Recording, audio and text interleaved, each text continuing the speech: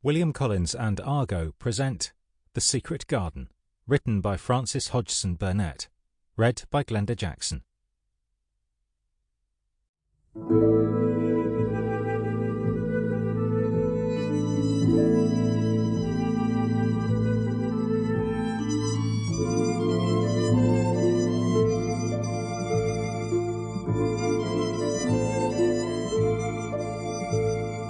When Mary Lennox was sent to Misselthwaite Manor to live with her uncle, everybody said she was the most disagreeable-looking child ever seen. She had a little thin face and a little thin body, thin, light hair and a sour expression. Her hair was yellow, and her face was yellow because she had been born in India and had always been ill in one way or another.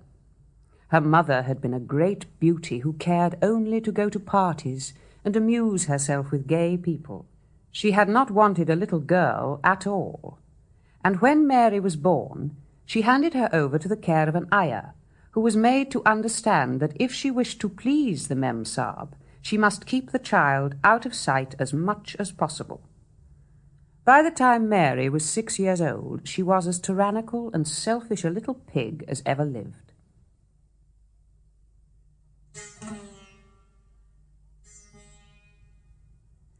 One frightfully hot morning, when she was about 9 years old, she awakened feeling very cross when she saw that the servant who stood by her bedside was not her ayah.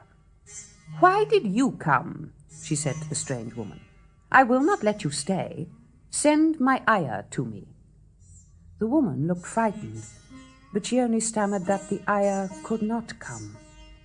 There was something mysterious in the air that morning.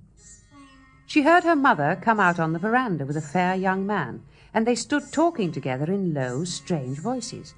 Mary knew the fair young man was a very young officer who had just come from England. The child stared at him, but she stared most at her mother, a tall, slim, pretty person who wore such lovely clothes and who had large, laughing eyes. But her eyes were not laughing at all. They were large and scared. "Is it so very bad? Oh, is it?" Mary heard her say. At that very moment, a loud sound of wailing broke out from the servants' quarters.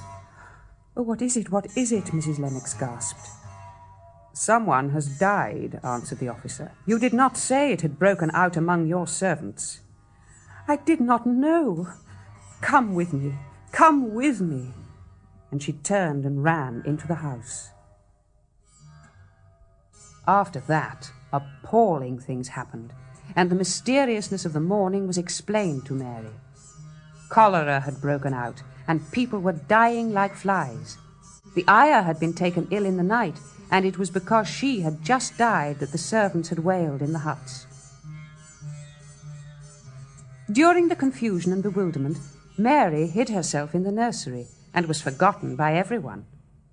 She only knew that people were ill, and that she heard mysterious and frightening sounds. She could scarcely keep her eyes open. She lay down on her bed and knew nothing more for a long time. When she awoke, the house was perfectly still, and she wondered if everybody had got well of the cholera and all the trouble was over. Then she heard footsteps on the veranda. Men entered the bungalow, talking in low voices. "What desolation," she heard one voice say. "That pretty, pretty woman. I suppose the child, too. I heard there was a child, though no one ever saw her." Mary was standing in the middle of the nursery when they opened the door a few minutes later. She looked an ugly, cross little thing, and was frowning because she was beginning to be hungry and feel disgracefully neglected. "Barney," a large officer cried out, "there is a child here, a child alone in a place like this. Mercy on us, who is she?"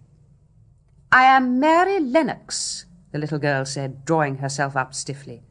"It is the child no one ever saw," exclaimed the man. "She has actually been forgotten." "Why was I forgotten?" Mary said, stamping her foot. "Why does nobody come?" "Poor little Sample complete. Ready to continue?